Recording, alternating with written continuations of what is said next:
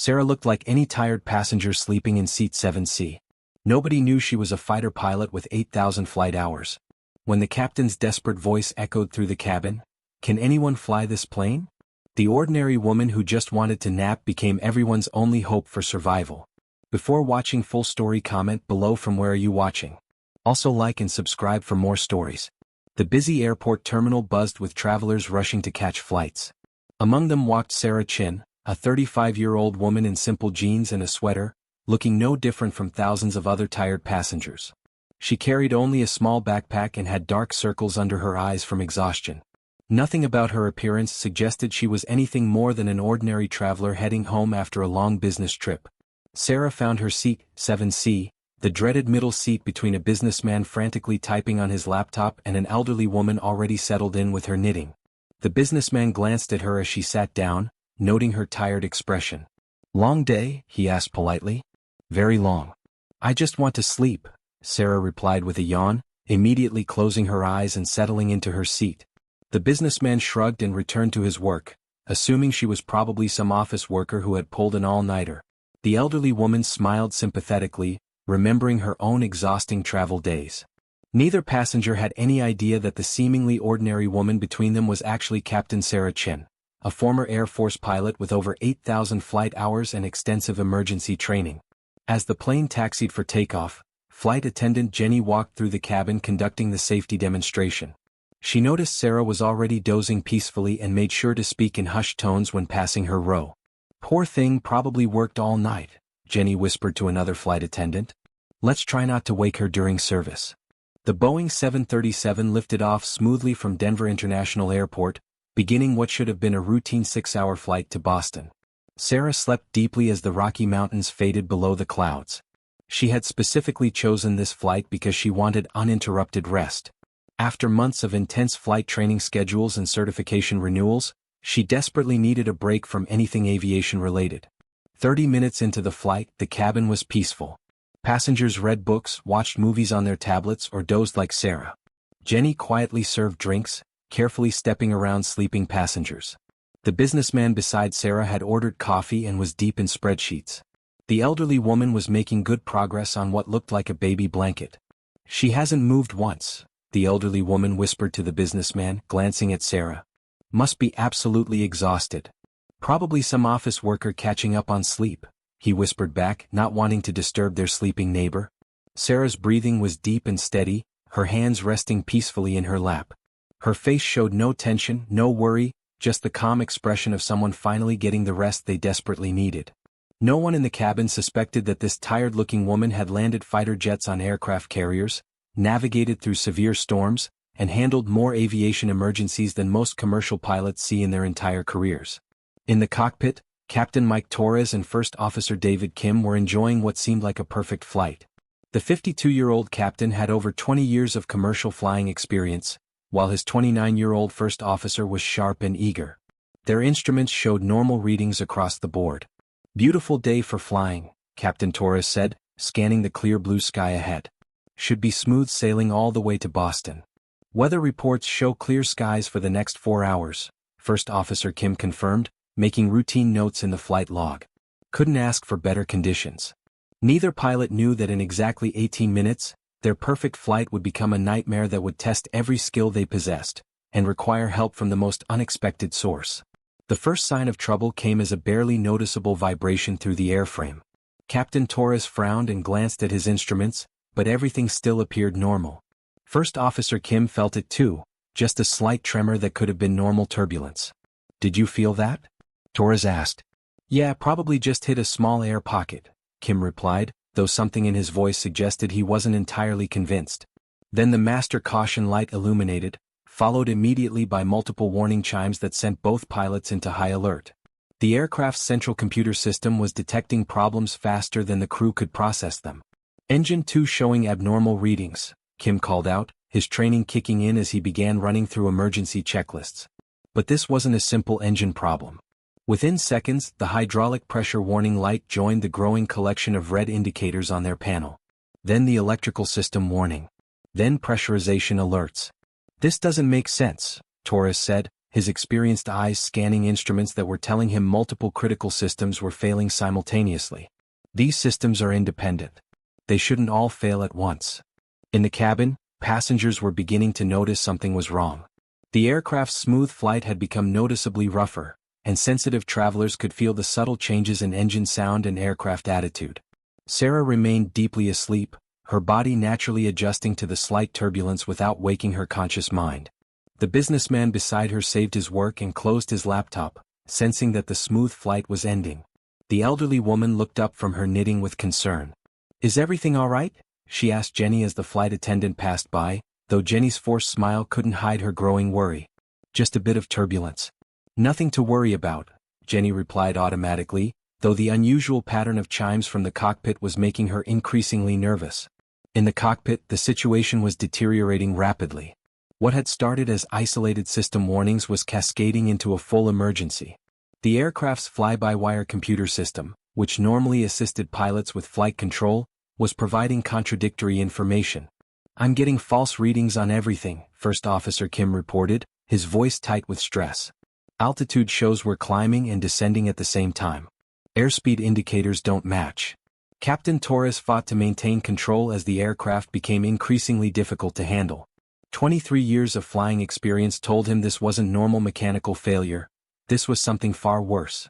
"Dave, I think we've got a major computer malfunction," he said grimly. "The whole flight management system might be compromised." The aircraft suddenly lurched violently to the left, throwing passengers against their seatbelts. Overhead bins rattled and several people cried out in alarm. The businessman grabbed his armrests, while the elderly woman clutched her knitting needles. But Sarah still slept, her subconscious mind so accustomed to aircraft movement that even this dramatic motion registered only as a slight disturbance in her dreams. "Ladies and gentlemen, this is your captain," Torres announced over the intercom, his voice carefully controlled despite the chaos in the cockpit.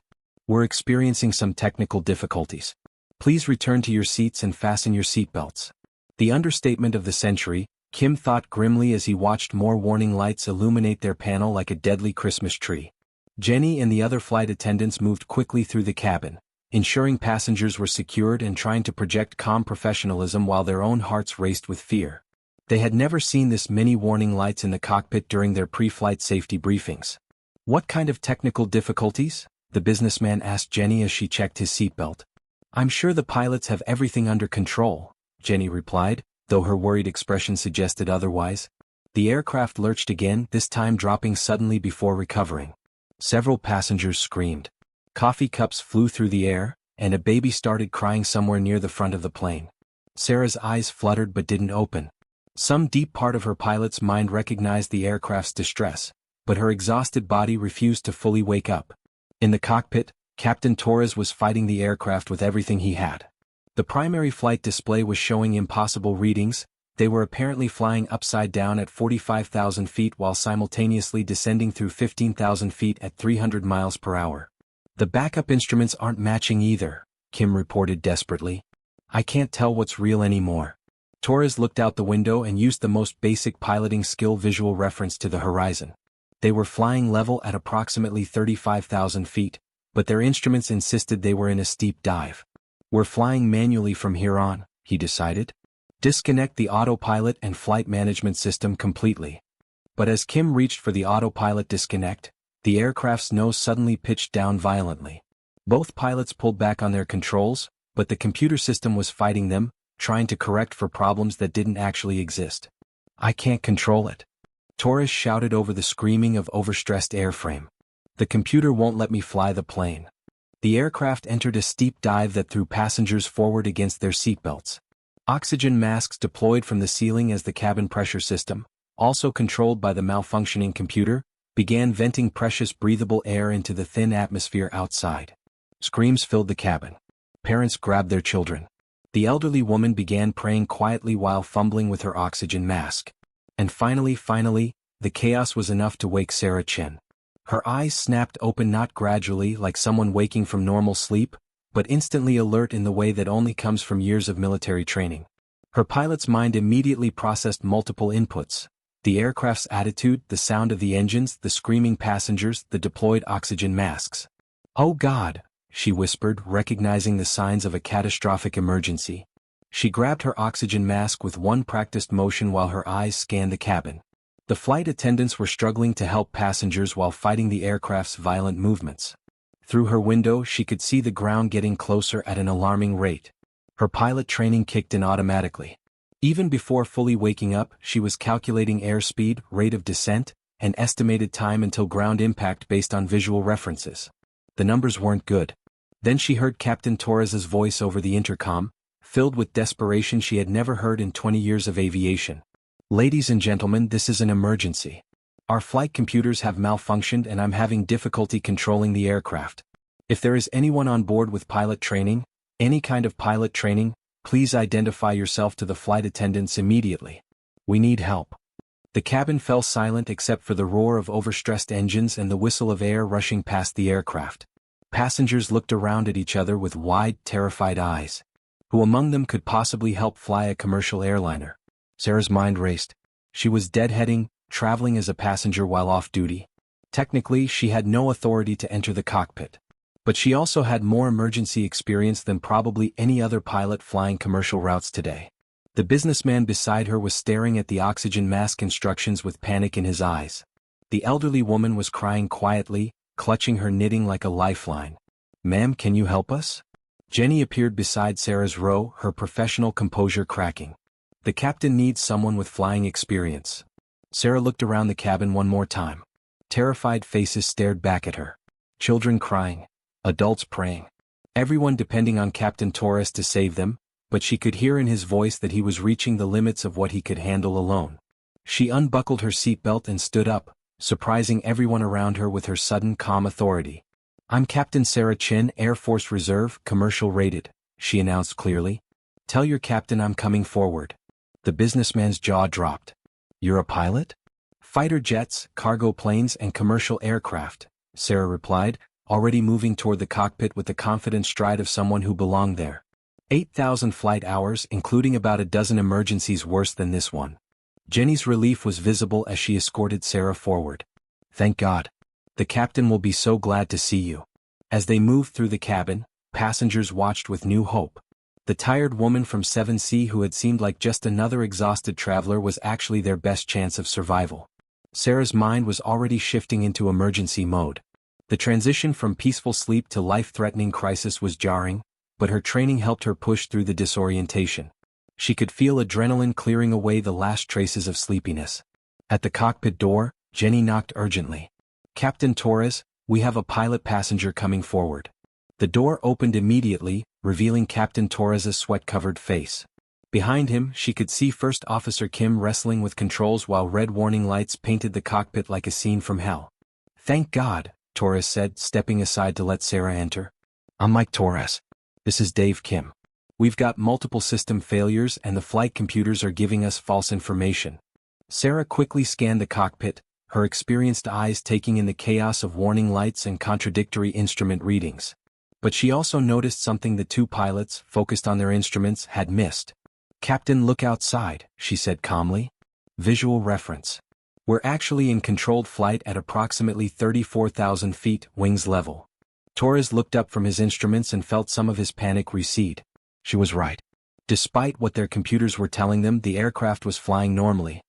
"The computer system is lying to you," Sarah continued. "Classic cascading failure in the flight management system. I've seen this twice before, once in AC-130 over Afghanistan, once in a simulator. Can you help us?" Kim asked desperately. Sarah was already settling into the jump seat behind the pilots. "First, we isolate the malfunctioning system. Dave, can you pull the circuit breaker for the primary flight computer?" "But that will disable our autopilot and navigation," Kim protested. "Your autopilot is trying to kill you right now," Sarah replied firmly. "Pull it." Kim looked to Captain Torres, who nodded grimly. The moment the circuit breaker was pulled, the aircraft's violent movements calmed significantly. "Better?" Sarah asked. "Much better," Torres admitted. "But now we're flying completely manual with no computer assistance." "That's fine," Sarah said. "Pilots flew airliners manually for decades before computers. Mike, can you maintain heading and altitude while Dave and I work on getting backup systems online?" For the first time since the emergency began, Captain Torres felt like they might actually survive this. The calm confidence of the woman behind him was exactly what his panicked crew needed. "Sarah, how do we explain this to the passengers?" he asked. "They're terrified back there." Sarah considered this. She knew that passenger psychology during emergencies was just as important as technical skills. People needed hope, but they also needed honesty. "Tell them we've identified the problem and we're working on solutions," she advised. "Don't lie to them, but give them something to hold on to." Torres keyed the intercom. "Ladies and gentlemen, this is your captain with an update. We've identified the source of our technical problems and we have an experienced pilot passenger assisting us in the cockpit. We're working to resolve the situation and will update you shortly." In the cabin, the passengers felt a collective sigh of relief. The pilot passenger, Sarah from 7C, was helping. Maybe they had a chance after all. But Sarah knew their problems were far from over. Without computer assistance, landing a modern airliner required precise coordination between multiple crew members. And she could see on the fuel gauges that they were burning fuel faster than normal due to the system malfunctions. "Dave, what's our fuel situation?" she asked. Kim checked his calculations. "At current consumption rate, we have about 2 hours before we reach minimum reserves. And Boston is still 90 minutes away under normal conditions," Torres added grimly. Sarah processed this information. Flying manually in emergency conditions would consume even more fuel. They needed to find an airport closer than Boston, and they needed to prepare for a very challenging approach and landing. "Mike, what's the nearest suitable airport?" she asked. Torres consulted his charts. "Cleveland Hopkins. Big runway, full emergency services. About 40 minutes away." "That's our best option," Sarah agreed. "Dave, can you contact air traffic control and declare a full emergency? Tell them we need priority routing to Cleveland and emergency vehicles standing by." As Kim worked the radio, Sarah's mind was already several steps ahead, planning their approach to Cleveland. She knew that landing without computer assistance would require old-school piloting skills that many modern pilots rarely practiced. "Mike, when was the last time you flew a completely manual approach?" she asked. Torres thought for a moment. "Probably 5 years ago, during recurrent training." "Dave. Maybe 3 years," Kim admitted. Sarah nodded. This was going to be challenging but not impossible. "Okay, here's what we're going to do. I'll talk you through a manual approach. We'll use visual references and basic instruments only. No computer assistance, no autoland system." She could see doubt in both pilots' eyes. Landing a commercial airliner manually was like performing surgery with boxing gloves, technically possible, but requiring enormous skill and precision. "Have you done this before?" Torres asked. "Dozens of times," Sarah replied confidently. "In much worse conditions than this. Combat landings on damaged runways, night approaches with no instrument landing systems, emergency landings on aircraft carriers. This is going to feel easy compared to landing an F-18 on a pitching deck in a thunderstorm." Her confidence was infectious.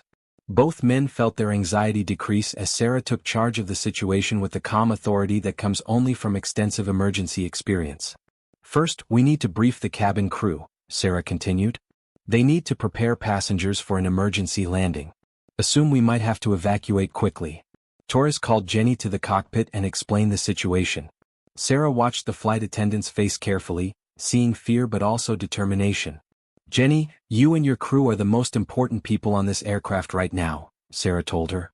"The passengers are going to take their cues from you. If you stay calm and confident, they will too." "What should we tell them?" Jenny asked. "The truth but not all at once," Sarah advised.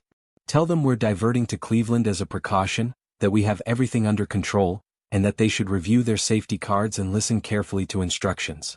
As Jenny returned to the cabin, Sarah turned her attention back to the immediate flying challenges. They were beginning their descent toward Cleveland, and every decision from here on would be critical. "Mike, reduce power slowly and begin a gentle descent," she instructed. "We want to be at 10,000 feet by the time we reach Cleveland's airspace." Torres followed her guidance, feeling the aircraft respond smoothly without the computer systems fighting his inputs.